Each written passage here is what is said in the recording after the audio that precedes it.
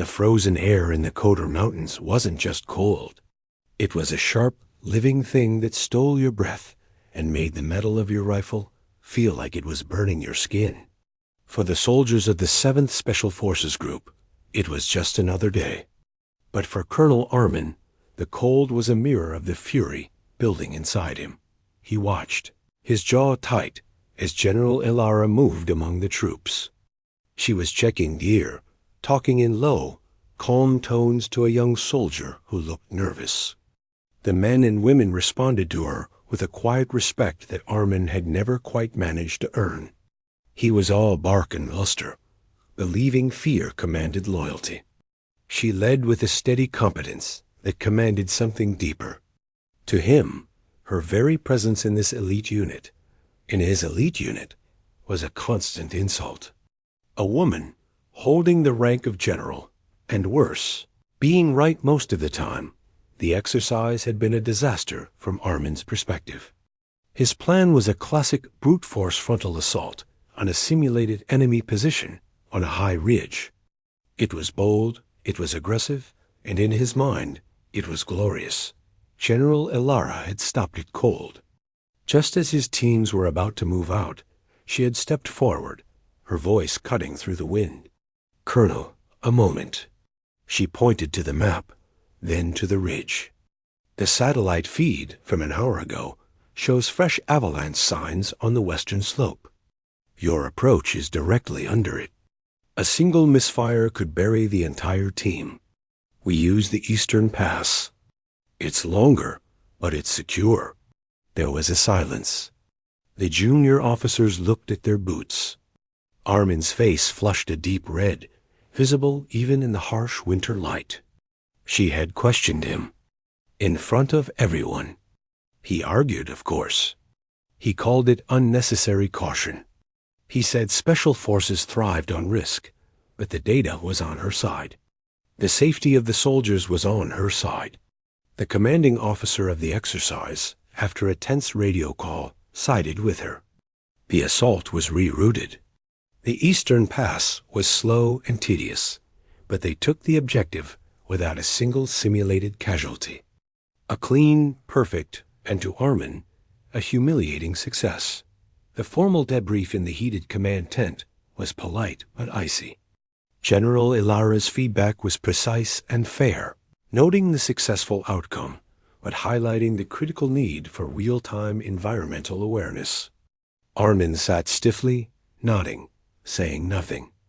The rage was a knot in his stomach, tightening with every word she spoke. Later, as the gray afternoon light began to fade, he found her by the logistics trucks. "General," he said, his voice strangely flat, "a word about the terrain data. I'd like to understand your source better before we wrap up. Walk with me. The comms are clearer up by the river." It wasn't a request. It was an order wrapped in false professionalism. She gave him a long, measured look, then nodded. She was a general, but he was a colonel in his own unit on a field exercise. She trusted the structure, the rules. It was a trust he was about to shatter. They walked away from the camp, the sounds of the soldiers fading behind them. The only noise was the crunch of their boots on the snow and the distant, groaning sound of the frozen Chernaya River. They stopped on a narrow, isolated bridge that spanned a section where the water ran fast and black under a thin crust of ice. "Your source." "General," Armin prompted, his back to her as he looked down at the water. The same satellite feed everyone had access to. "Colonel," she said, her tone firm but patient. "You just have to look at it." He turned around then. The polite mask was gone. His eyes were wide, unblinking. "You think you're so smart. You think your way is always the right way. You humiliate me in front of my men. You think rank is a game you can win?" This wasn't about terrain data anymore.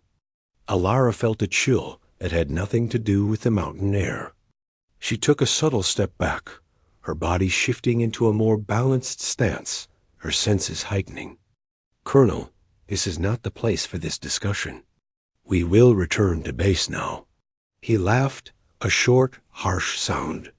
"We're not going back to base. Not you." The words hung in the air, more terrifying than any direct threat. Before she could react, he moved. It wasn't a soldier's disciplined strike. It was a wild, furious lunge. He was a big man, driven by a madness she hadn't anticipated. His fist caught her on the side of the head, a blinding explosion of white light and pain. She stumbled, the world tilting. Training screamed at her to fight back, but the surprise, the sheer disbelief of it, cost her precious seconds. He was on her, his weight crushing, his fists driving into her ribs, her stomach. She managed one sharp elbow to his throat, making him gag, but he just grunted and hit her again. The world narrowed to pain, the metallic taste of blood, and the roaring in her ears.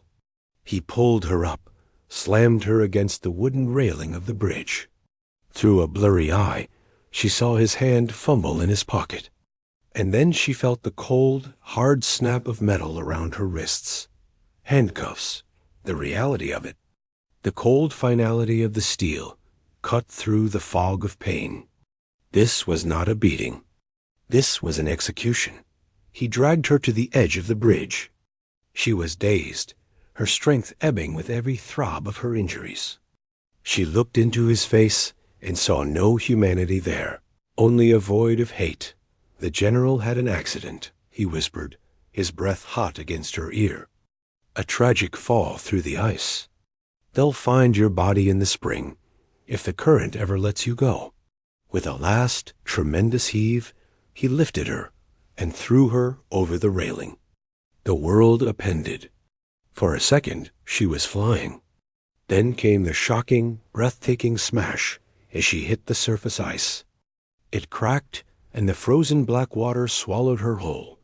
The cold was an absolute, all-consuming shock. It burned her skin, seized her lungs, and screamed through her injuries with a new electric agony.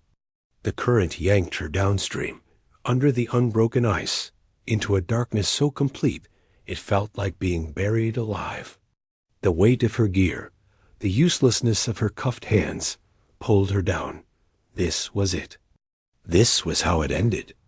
Not on some distant battlefield, but in a frozen river, betrayed by one of her own.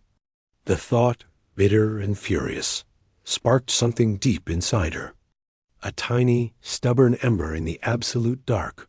The word formed in her mind, not as a shout, but as a command. Her training, drilled into her over 20 years, rose through the panic and the pain. Survive, adapt, overcome. She fought the urge to gasp, to let the water in. She kicked, fighting the current, fighting the weight. Her head bumped against the solid ceiling of ice above her. No air, only a sealed, frozen tomb, but then a darker patch. A slight glow, a place where the ice was thinner, maybe where a rock broke the current. She kicked towards it with the last of her strength, her lungs screaming. She shoved her cuffed hands up, not to break the ice, but to brace against it. She had one chance. One horrific, painful chance.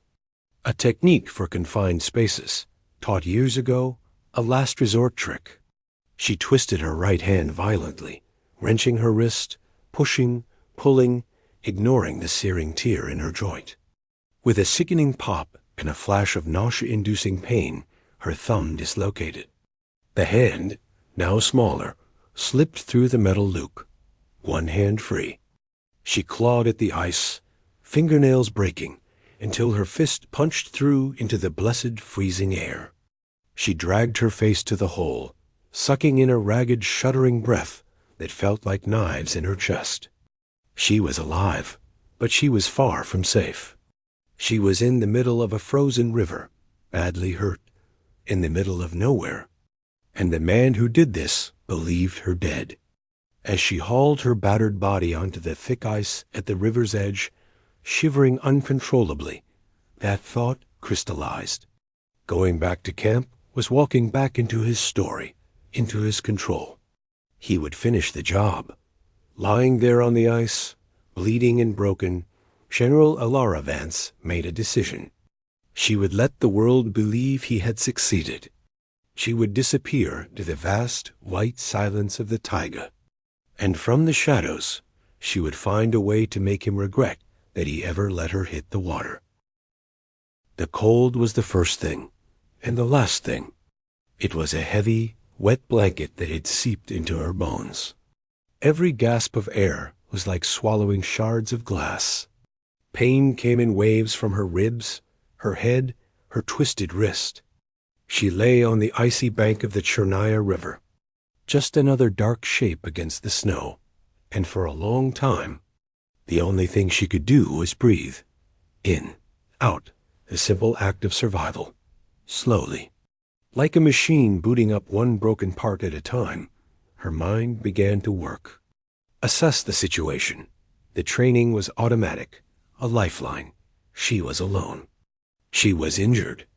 She was in a remote military exercise zone in the dead of winter. The man who had done this was back at camp, already telling his story. And she was officially dead. That last thought cut through the fog. Dead. To everyone. To the system she had served her entire adult life. A wave of despair, colder than the river, threatened to pull her under. Who would believe her? A colonel's word against a general's? He'd say she was confused, traumatized from a fall. He'd have the accident scene prepared. They'd lock her away, call her unstable, and he would win. The truth would die with her, quietly, in some hospital or prison, not know. If she walked back now, she was walking into a trap he'd already built. The decision settled on her, as heavy and real as the cold. She would not go back. Pushing herself up on her good hand was a battle. The world spun. Her dislocated thumb was a throbbing, ugly purple mess. Gritting her teeth, she braced her hand against her knee. She had to do this. With a sharp, practiced motion, she pushed the thumb back into its joint. White light exploded behind her eyes as she nearly vomited into the snow. But it was done. The hand was usable, if agonizing. Next, the handcuffs. One bracelet still dangled from her left wrist, the other swinging empty. She couldn't leave it on. It was a tag, a piece of evidence screaming her story. She searched the rocky bank, fingers numb, until she found a sharp-edged stone. She wedged the chain of the cuffs into a crack in a larger boulder, and with all the strength she had left, she slammed the stone down. Once, twice, 10 times. On the 20th strike, the thin chain snapped. She gathered both pieces, and, with a final heave, threw them into the black, rushing water. Let the river take them. Now she had to move. Hypothermia was a patient hunter. She was soaked to the skin. Every minute she stood still, she was dying. She took stock of what she had. Her winter camouflage uniform was torn and freezing. Her boots were solid. In her pockets, a folding knife, a small waterproof case with fire-starting materials, a compass. No radio. No gun. It would have to be enough. The camp was southwest. So she went north, deeper into the taiga, away from all search parties. The forest closed around her, a silent world of towering pines laden with snow. The only sound was her own ragged breathing and the crunch of her steps. She was a ghost, moving through a white maze. Her mind worked as her body trudged. She needed shelter before dark. She found a spot under the thick, low-hanging branches of a giant fir tree where the ground was relatively dry. With her knife, she cut fronds of pine boughs, making a thick, insulating mattress to get her off the snow. Her fingers fumbled with the fire starter, her whole body shaking. A spark caught on the charred cloth. She nursed it with her breath, adding tiny twigs, then larger ones. A small, defiant flame sprang to life. The heat was the most beautiful thing she had ever felt dot by the firelight. She checked her injuries. Bruises were forming in dark, angry maps across her torso. At least one rib was cracked, maybe broken. She cut strips from her inner shirt to bind her ribs tightly, hissing at the pain. It was a patch job, but it would have to do. As night fell, wrapped in the smoky smell of the fire, the loneliness hit her. It was a vast, empty space inside her chest. She was a leader of people, used to command, to camaraderie. Now there was only silence and the whispering of the trees. She let herself cry then, just for a minute. Silent tears that froze on her cheeks. Not just from the pain, but from the betrayal. The crushing knowledge that the institution she had given everything to could be so easily poisoned by one man's hatred. But tears were a luxury she couldn't afford. She wiped her face roughly. Self-pity wouldn't keep her alive. Action would. Over the next 2 days, she moved like a shadow. She drank from clear streams, ate handfuls of snow for water. She found rosehips clinging to a bush, their bitter, tart fruit a feast.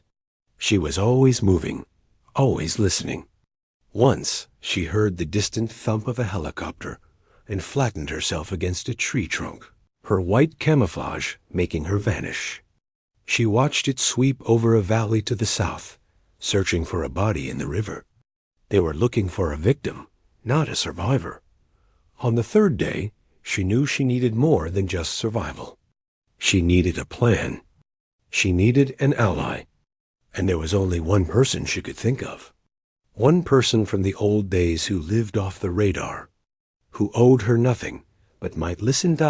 It took her another day of travel, navigating by the weak winter sun and her compass to find the place.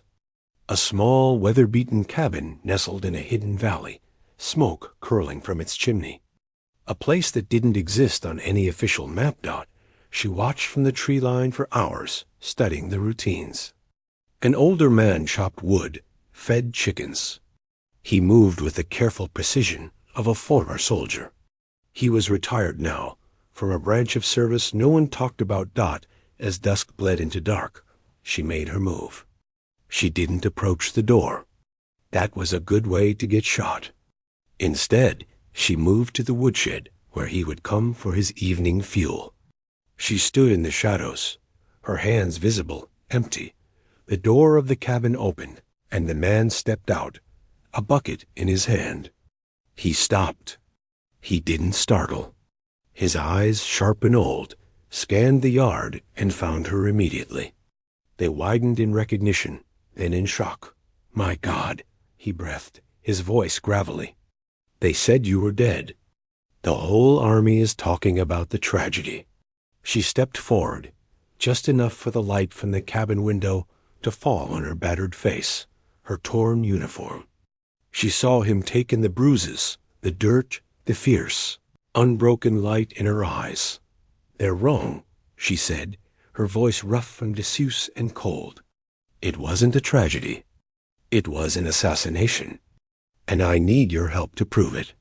She saw the war in his face, the desire to shut the door, to stay out of it, the pull of an old debt, and the burning curiosity of a man who knew a cover-up when he saw one. He looked past her, into the dark forest, then back at her face. Finally, he gave a slow, almost imperceptible nod. He stepped aside and gestured toward the warm, glowing light of the open door.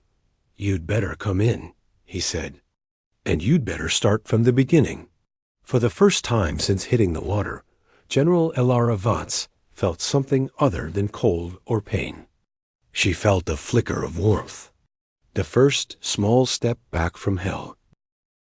The warmth of the cabin hit her like a physical wall. It wasn't just the heat from the old iron stove. It was the smell of pine resin, of stew cooking, of a lived-in space. After days of endless, silent cold, it was almost overwhelming. She stood just inside the door, tripping on the rough wooden floor, suddenly aware of how she must look a wild animal dragged in from the storm. The old man didn't fuss. He was a practical person. He pointed to a chair by the stove. "Sit," get those wet boots off." He moved to the small kitchen area and poured a tin mug full of steaming broth from a pot, handing it to her without a word. His hands were gnarled and scarred, the hands of someone who had worked with tools and weapons his whole life. She sat, her body screaming in protest and relief. The heat from the stove began to seep into her, making her shiver violently as her body remembered what it was like to be warm. She held the mug, letting the heat burn her palms, and took a sip. The rich, salty flavor was incredible.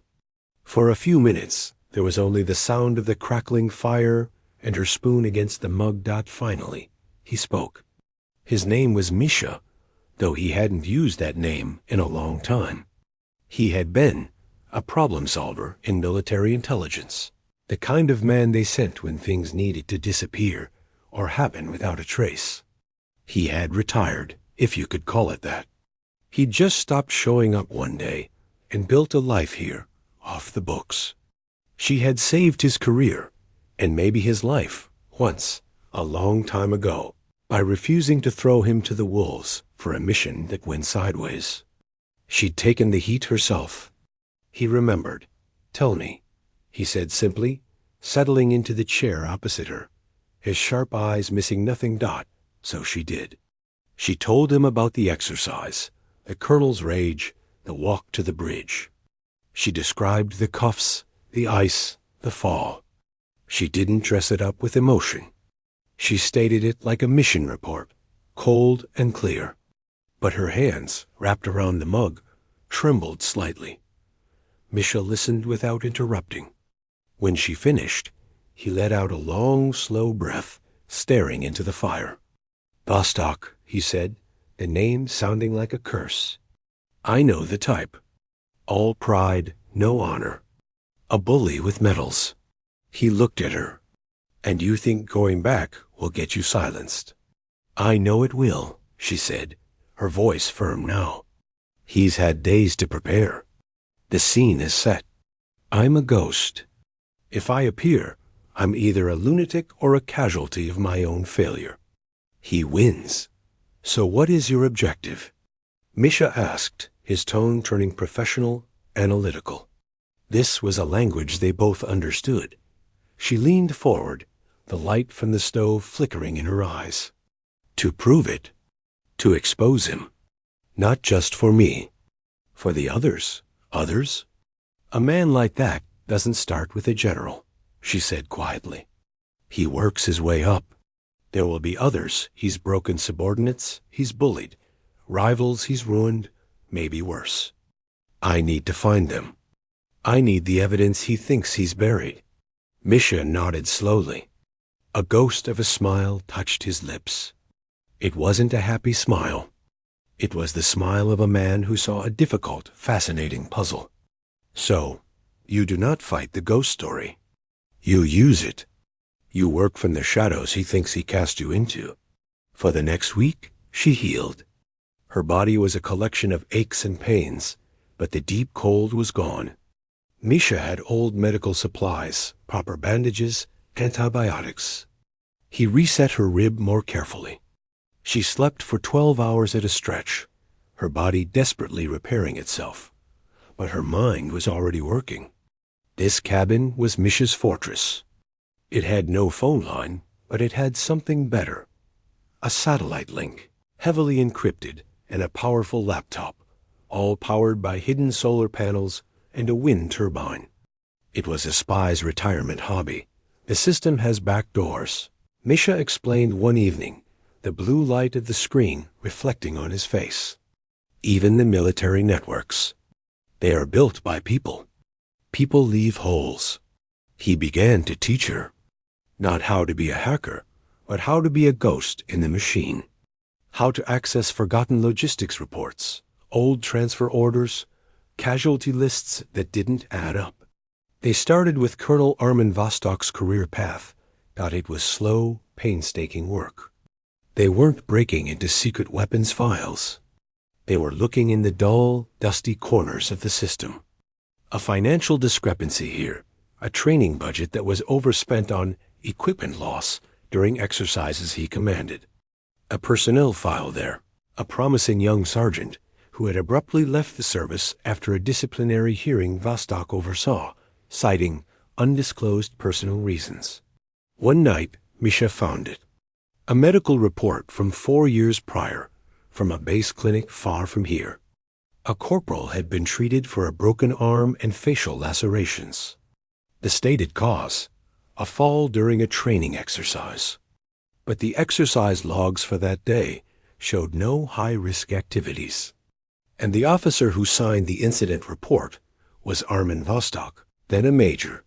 "We find this corporal," Ilara said, her voice tight. With a name, they found more. The man had left the army, but he had a life now. A social media page, carefully locked down, but not completely. A photo of him with his young family. A job in a warehouse. A normal, quiet life. "He will not want to talk," Misha warned.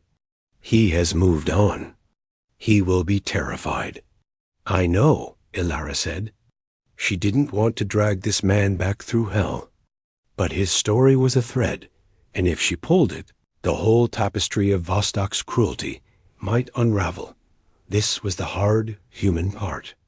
The part the computer couldn't do. She crafted a message. Not from General Ilara Vance. That name was dead. It was from a friend of a friend who served with you. It was vague, but it mentioned the specific base, the specific date of the fall. It asked for nothing. It just said, asterisk, what happened that day wasn't your fault. Someone else is trying to make sure it doesn't happen again.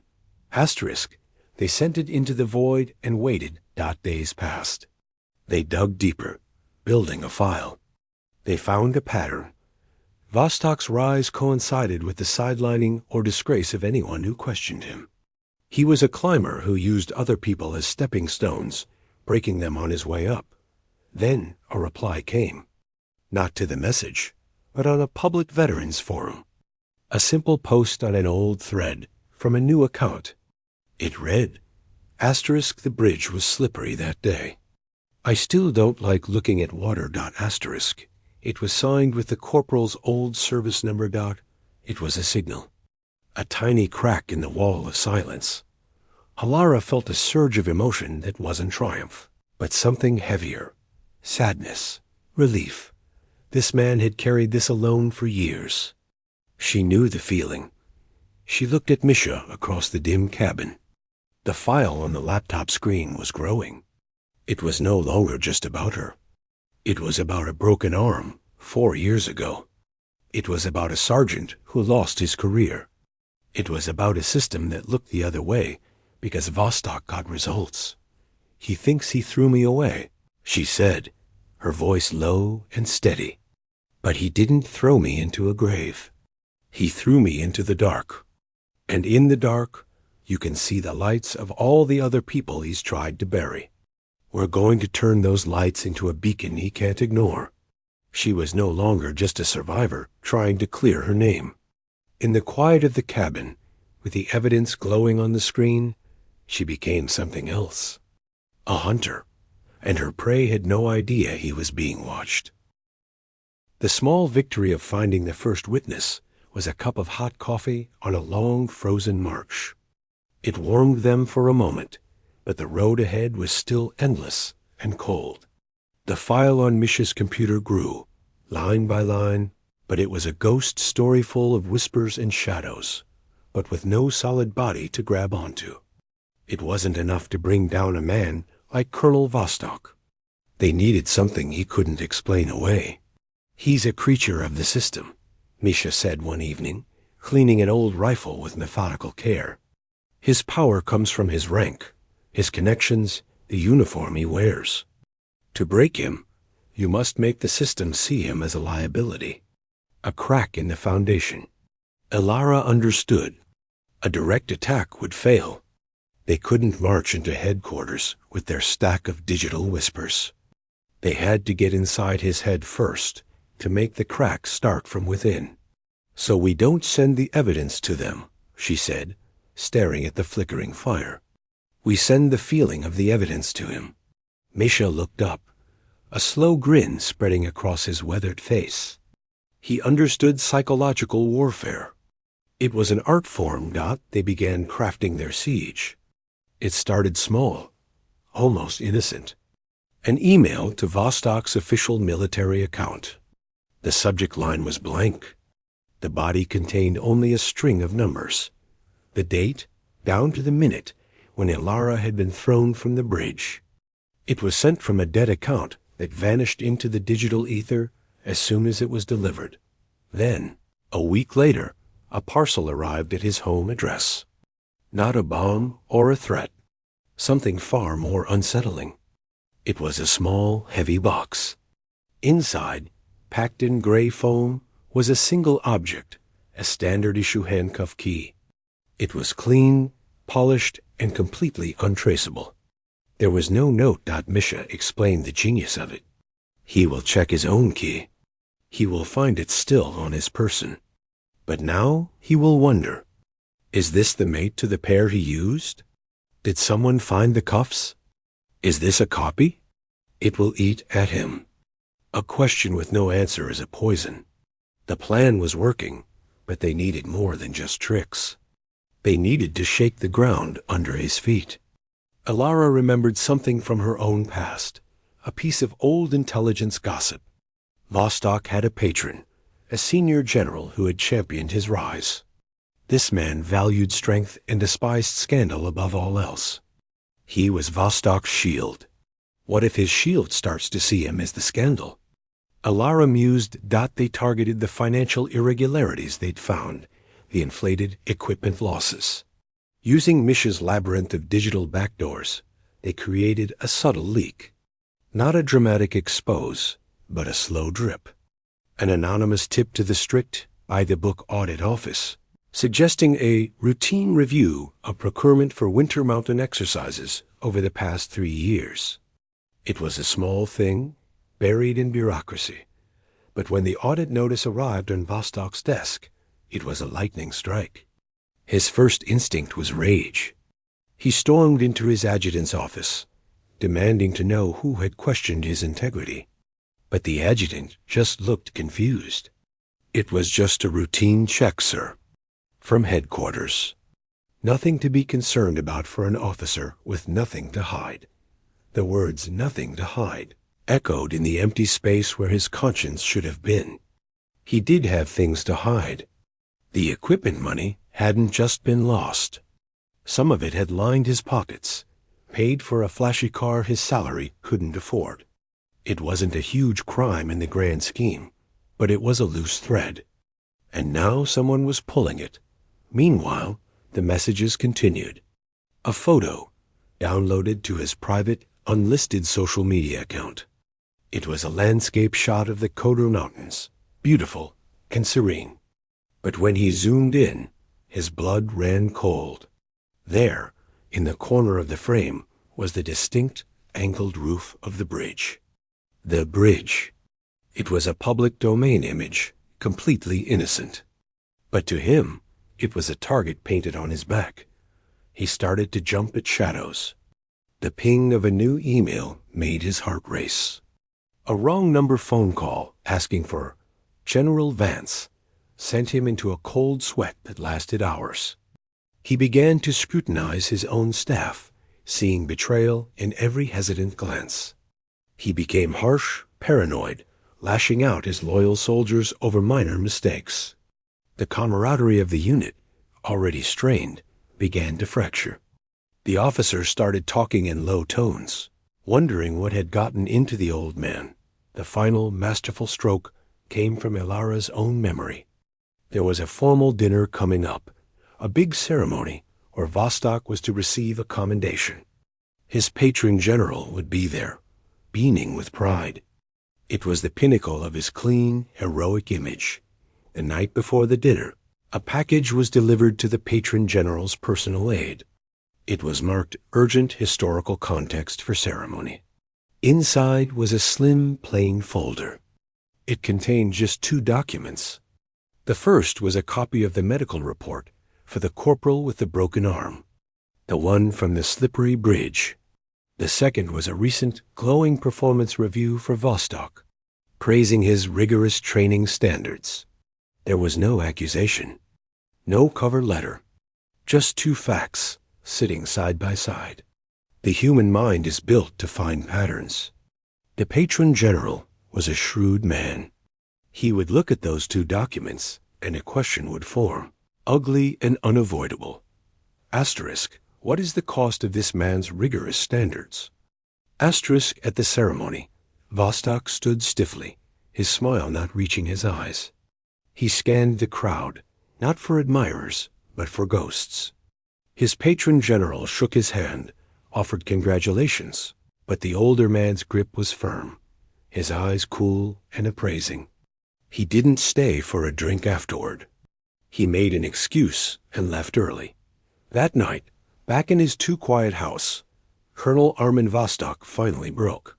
He poured himself a drink, his hand trembling so badly the bottle clinked against the glass. The walls felt like they were closing in. The system he had mastered, the uniform that gave him power, now felt like a trap. Every official letter, every phone call, every glance from a superior felt like a step towards an unseen ledge. He was no longer the hunter.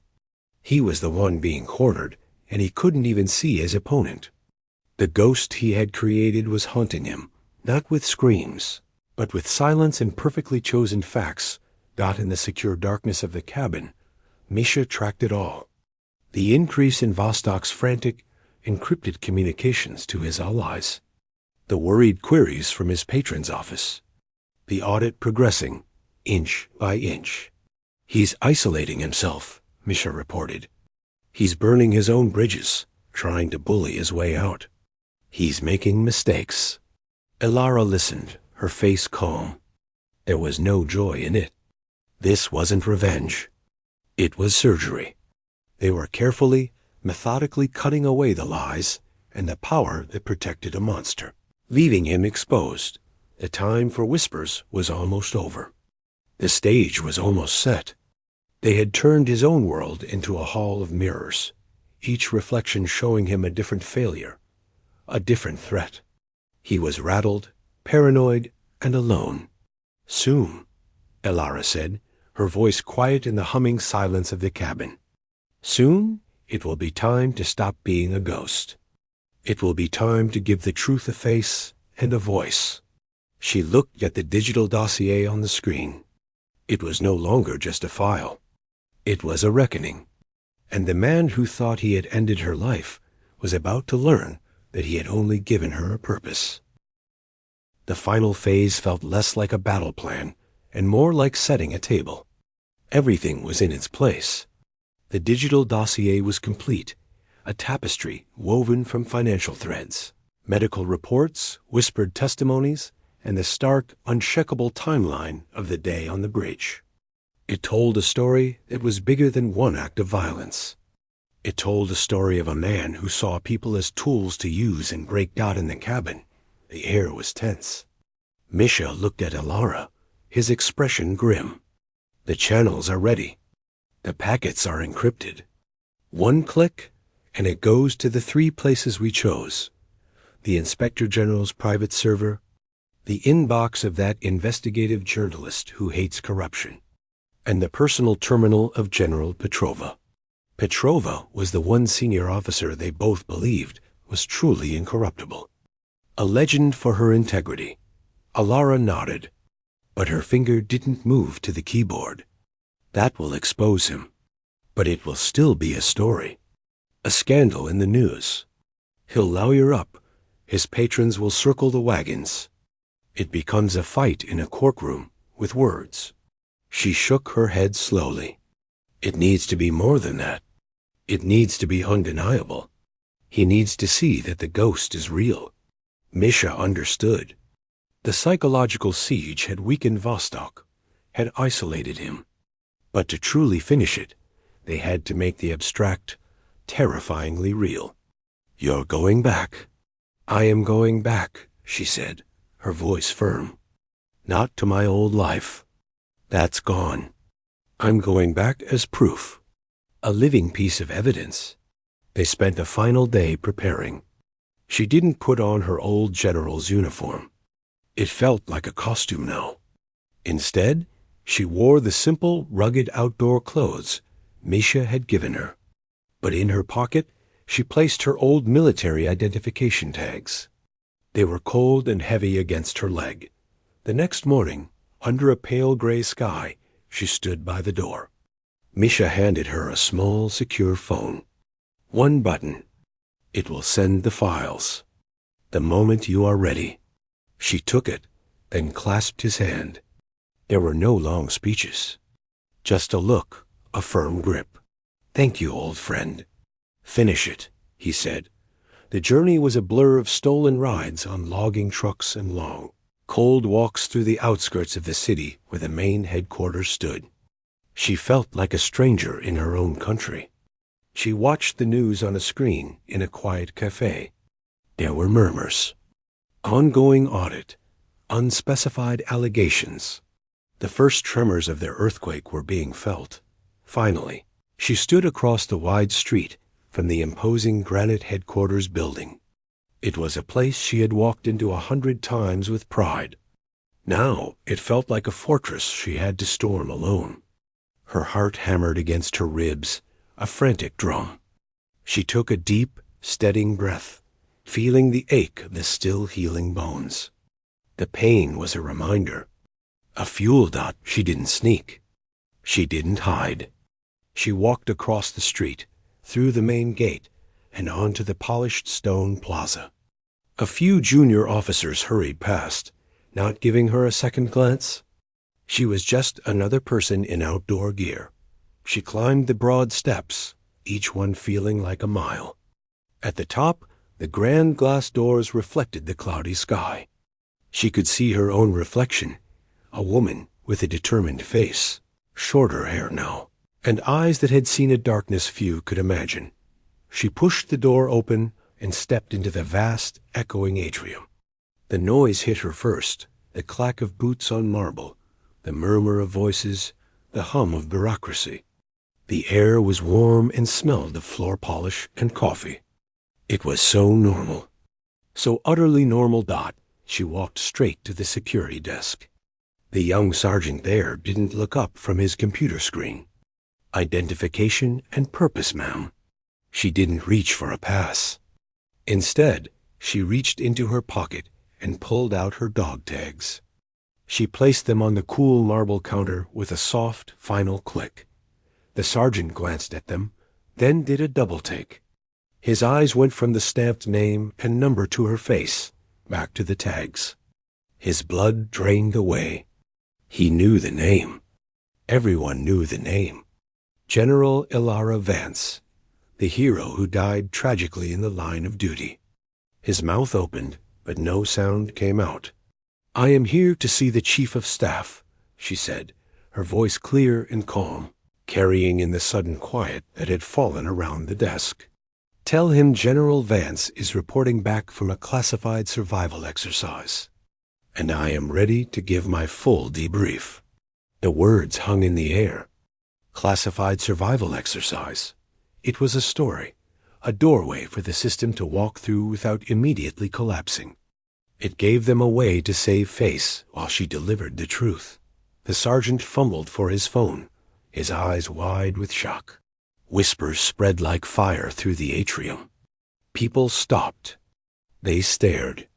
The news traveled ahead of her, up the elevators, through the corridors. By the time she was escorted to the top floor, a stunned, silent aide holding the door open for her, the atmosphere was electric.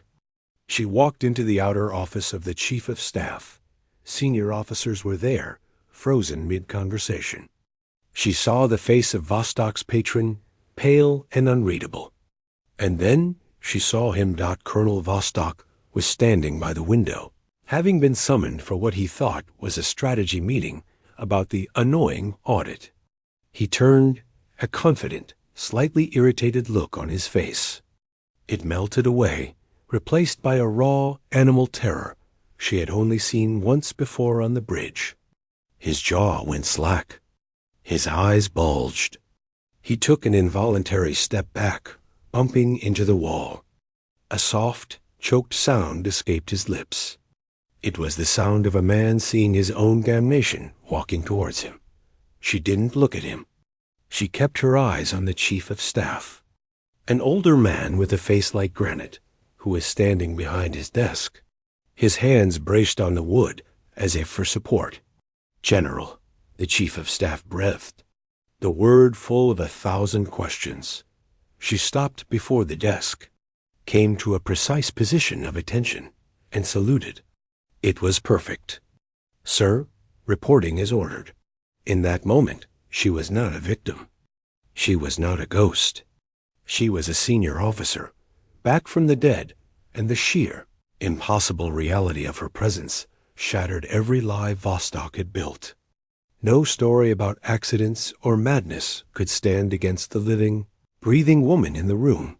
The chief of staff returned the salute slowly, his eyes sharp.